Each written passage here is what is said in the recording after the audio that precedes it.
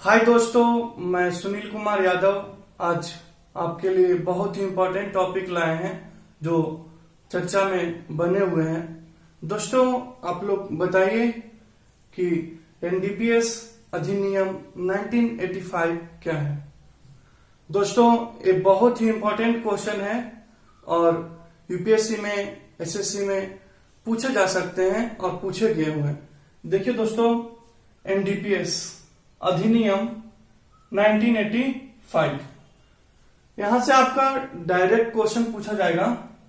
देखिए क्या होता है एनडीपीएस का, आपको तो पहले फुल फॉर्म पता होना चाहिए। आपका अगर डायरेक्ट क्वेश्चन बना तो यहां से बनेगा कि एनडीपीएस का फुल फॉर्म क्या है, और ये जितने भी एग्जाम होंगे उसमें ज्यादा आने की संभावना है क्योंकि ये सुर्खियों में बने हुए हैं पॉइंट। देखिए क्या है, एनडीपीएस का फुल फॉर्म होता है narcotic drugs and psychotropic substances act. क्या दोस्तों, narcotic drugs and psychotropic substances act 1985, मतलब 1985। अब सुनिए, एनडीपीएस का अधिनियम है वो काम करता है कि जो लोग ड्रग्स को सप्लाई करते हैं, बिक्री करते हैं, उनको सेवन करते हैं, उन पे क्या कड़ी से कड़ी नियमों की पालन किया जाए, उनको दंडित किया जाए।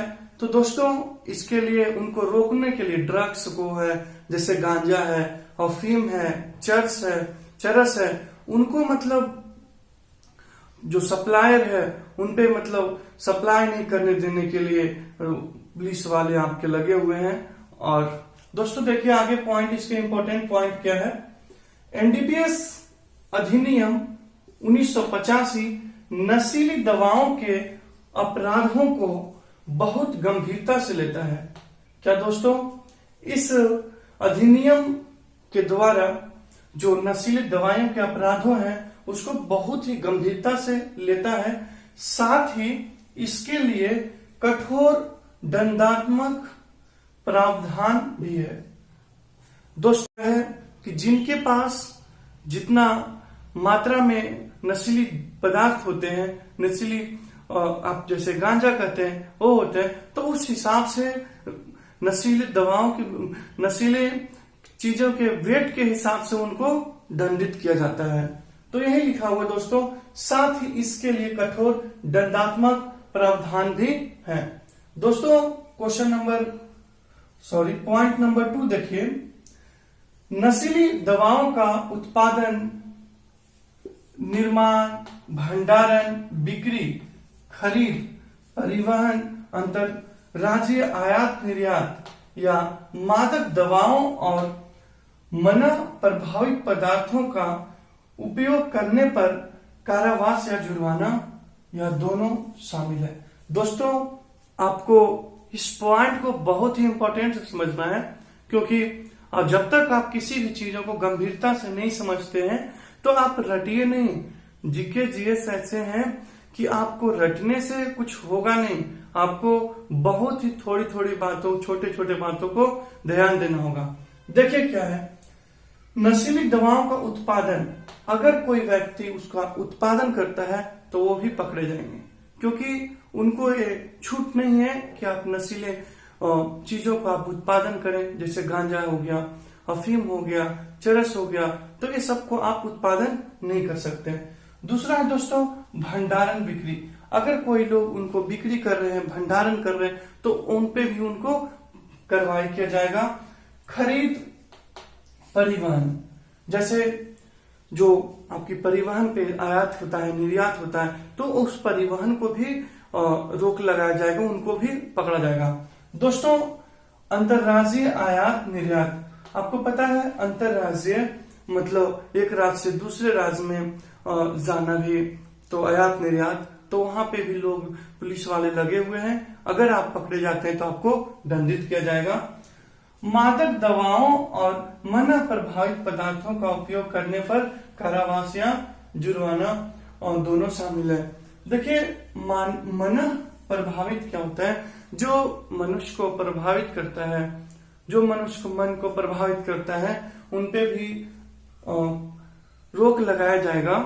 दोस्तों अब बताइए कि अगर सरकार लगे हुए हैं इतने जोर शोर से नशीली पदार्थों पे रोक लगाने के लिए, पर वो रुक क्यों नहीं रहे? मेन सवाल यहाँ पे है कि आज के दिनों में अगर वो कोई अच्छे कमाई कर रहे हैं, कोई अच्छे सर्विस, कि आज के दिनों में अगर वो कोई अच्छे कमाई कर रहे हैं, कोई अच्छे सर्विस कर रहे हैं, तो उनका फैशन हो गया है कि हम नशे करें। अब मोस्टली लोग देखते होंगे कि उनका फैशन हो गया है कि हम क्या करें, नशीली पदार्थों का सेवन करें। दोस्तों आपको समझना होगा कि उनपे भारत सरकार अगर काम कर रही है तो रुक क्यों नहीं पा रहा है। यहाँ पे एक पॉइंट निकलता है यहाँ पे कि अगर भारत सरकार काम कर रहे हैं तो आपको पता है कि जो नशीले पदार्थ है ना, उससे दवाइयां भी बनाए जाते हैं। क्या दोस्तों? नशीले पदार्थ हैं, उससे दवाइयां भी बनाए जाते हैं। तो अगर दवाइयां बनती रहे उस पदार्थ से तो ये चीज कभी रुक नहीं पाएगी, क्योंकि या तो लोग थोड़ी सी मात्रा में यूज करते हैं दवाइयां बनाने के लिए, उनके उत्पादन करते हैं, पर यहाँ पे लोग गलत इस्तेमाल करते हैं। तो अगर ऐसी चीजें होती रही तो इस चीजों पे काबू नहीं हो पाएगा और लोग वो बर्बाद होते रहेंगे। दोस्तों एक अच्छे स्टूडेंट की ये सब लक्षण नहीं होना चाहिए, क्योंकि आप तो एक स्टूडेंट पढ़े लिखे होते हैं, आप बहुत अच्छे से पढ़ते हैं, तो फिर इस चीज का सेवन नहीं करना चाहिए। आप लोग कोई भी बच्चे भूलकर इस चीज का सेवन ना करें। दोस्तों कुछ पॉइंट्स और देखिए, केंद्र ने प्रत्येक दवा के लिए और व्यावसायिक मात्रा को अधिसूचित किया है। दोस्तों आपको बता दिया जाए कि दवाओं के लिए आप जो फैक्ट्रीज होते हैं उनमें, दवा फैक्ट्री उनमें मतलब बनाने की प्रावधान है छोटी सी मात्रा में। कहते हैं दोस्तों कि आप किसी भी चीज को अगर लिमिट तक करते हैं तब आपके लिए सही है। अगर आप अपने लिमिट से ज्यादा किए तो आपके लिए नुकसानदायक बन जाता है। तो यहाँ पे आपको यही बात समझना है, दवाओं के लिए छोटी। और दोस्तों नेक्स्ट पॉइंट देखिए, एनडीपीएस अधिनियम कानून के तहत अपनी शक्तियों और कार्यों का प्रयोग करने के लिए एक केंद्रीय प्राधिकरण के गठन को अनिवार्य करता है। दोस्तों आपको ये सारी पॉइंट ध्यान में रखना चाहिए, और जब भी अगर क्वेश्चन पूछा गया तो आप डायरेक्ट पूछा जाएगा यहाँ से और आप करके आइएगा।